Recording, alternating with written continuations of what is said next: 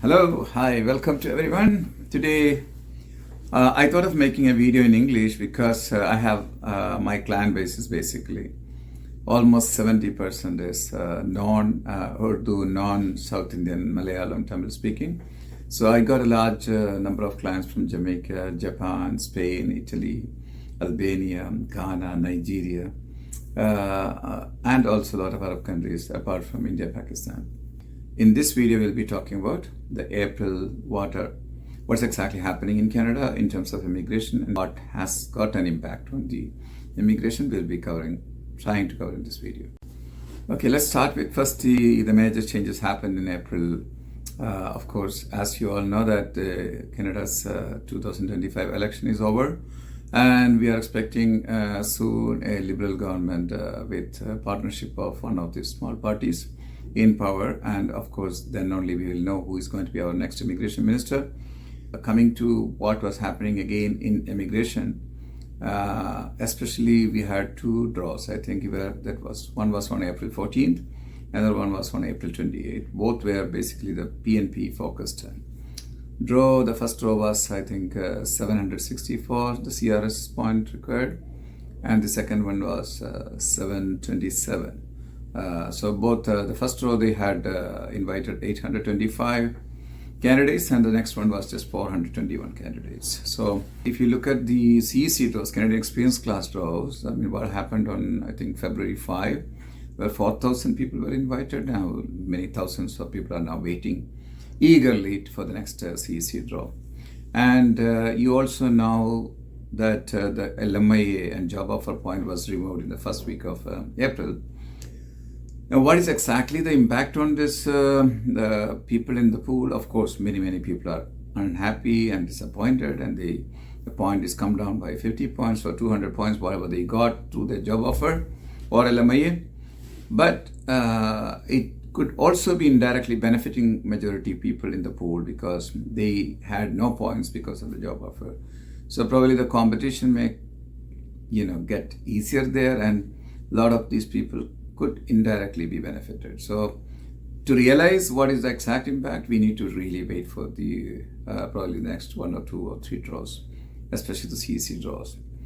When it comes to FSW draws, honestly speaking, I have no clue. I don't know whether something is going to happen soon, because the Canada is definitely going to give more importance for people who are already inside Canada, who are educated and experienced in Canada.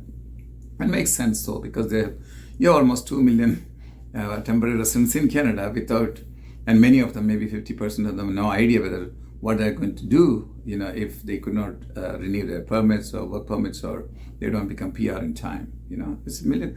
And there are many families are calling us, including their children. So it's pretty hard for them to even think of going back, leaving Canada. So let's wait and see. Let's be positive. Let's be hopeful. Okay, and that's about it. Then FST draws again. I don't know. Honestly speaking, it should happen once in 3 months naturally. But again, we have to wait and see how after this new government is formed now in May, preferably by June, we may have much more clarity how things are moving to what direction. Okay, now I have never ever seen in my career of immigration for the last 10 years such a high number of refusals. 55 to 60% of applications are getting refused. Applications are even getting refused without even properly checking it. I have to tell you this because I have in my own experience that there are cases where they send us PFL, gives 2 weeks to 1 month to respond. Before even we respond, they refuse it. So how can you do that? So we are going to fight it out in the federal court. But this is what happening across. And many PR applicants, whether you went through lawyer or you go on if you went on your own, then PFL is almost guaranteed. So basically they are even coming after your experience from back home, what you claimed or what you did not claim. And they're also threatening with you the misrepresentation. So it's not only the getting refusal after waiting 2 years, it could also result in misrepresentation. So you basically definitely need a consultant or lawyer to discuss in whatever situation. I have more than 24 cases in April alone. I had to help clients with whom I did not represent, honestly, just with the PFL letters, because they don't know how to explain this. It's pretty hard to explain your experience, which is 8 years back, somewhere in India. You don't even know how to track this employer. Maybe the business is closed. But how do you convince the Immigration Canada? My experience, what I claimed, was genuine. And another factor also, keep in mind, many students, this is a good reminder for a lot of students, at least, be proactive, because your application for study permit might have been prepared by an agent abroad in India or any country you came from. And I don't know whether they really shared with you the application form, or the IAM form, where they ask you what you did last 10 years, what you did last 5 years.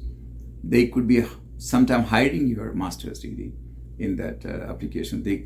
You don't even know about it. They must have done it just to get the study permit approved.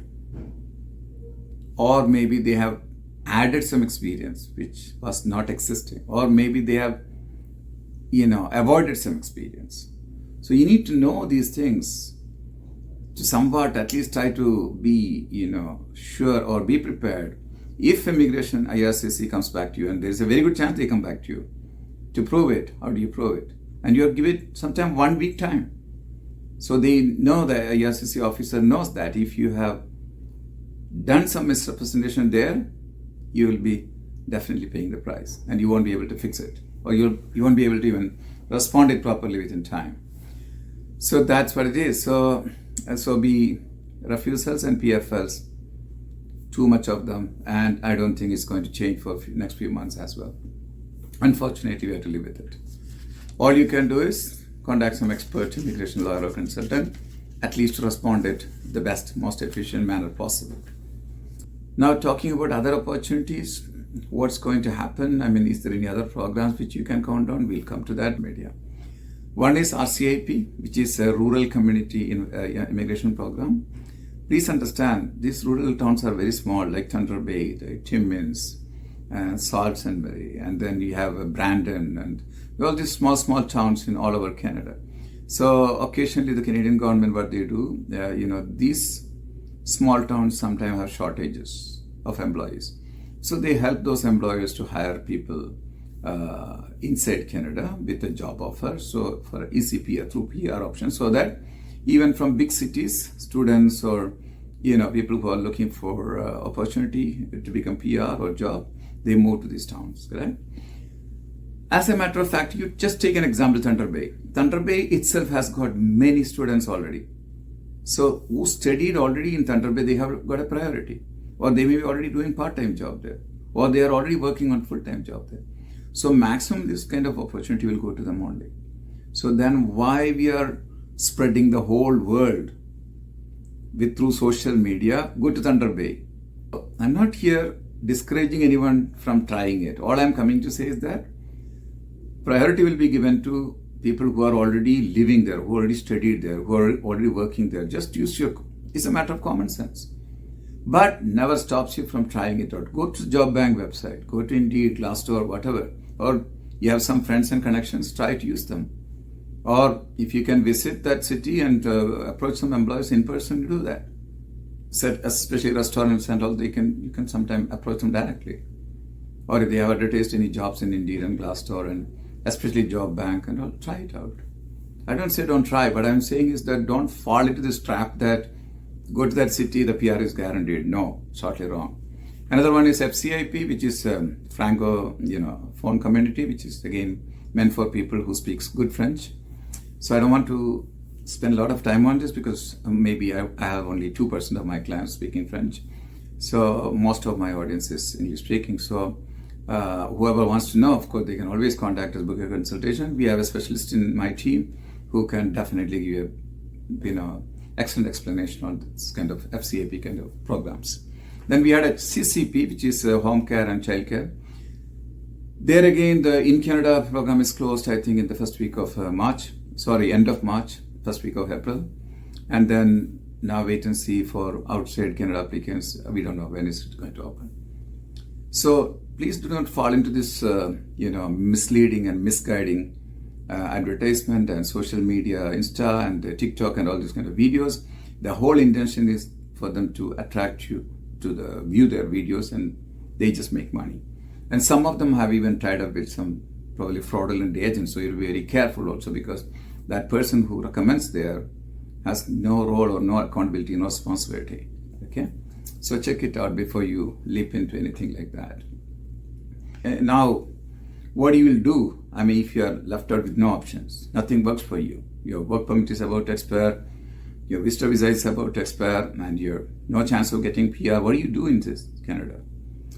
So we have, in certain cases, it all depends on where you stand in terms of opportunities and eligibilities. So you can think of, if you have a business back home, if you're a business person, you have another business here and there, if you meet ICT, intra-company, some kind of eligibility, you can check it out. You can book a consultation with us. We'll definitely guide you properly on that, whether we can even tell you whether there's a chance or there is no chance. It's better that you check it out. And then there is startup visa, which is again not easy one, expensive, complicated, but it is worth trying it out whether you want to go for it or you have the eligibility to go for it. And then there are some PNP investor programs where in rural Alberta and all you can buy business in some provinces and then try to make it as a pathway to become PR. Of course, there is investment required, a lot of things are required. I can't explain everything in this video.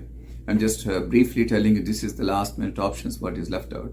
And then some people are going, if they have some solid reasons to claim protection, refugee protection, some people are going for it.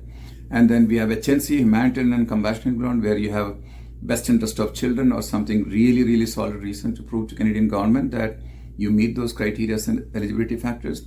Of course, you can also have a consultation with us. We can definitely guide you accordingly. Then there is VR. If nothing left out, you're waiting for your PR and you just want to stick with Canada for some more time, legally in compliance with the Canadian immigration law, then you should go for visitor record. If you are currently on some whatever status, we can change it to visitor record status. So everything has certain hidden conditions. This is not a professional advice. This video is basically to be taken as a guidance, some kind of a broad idea I'm just sharing with you here. And for anything professional meeting or consultation, you need to definitely contact us. So please share and subscribe so that you are not missing anything from me. Okay. So until I come back with some future useful and informative videos, thank you. Bye.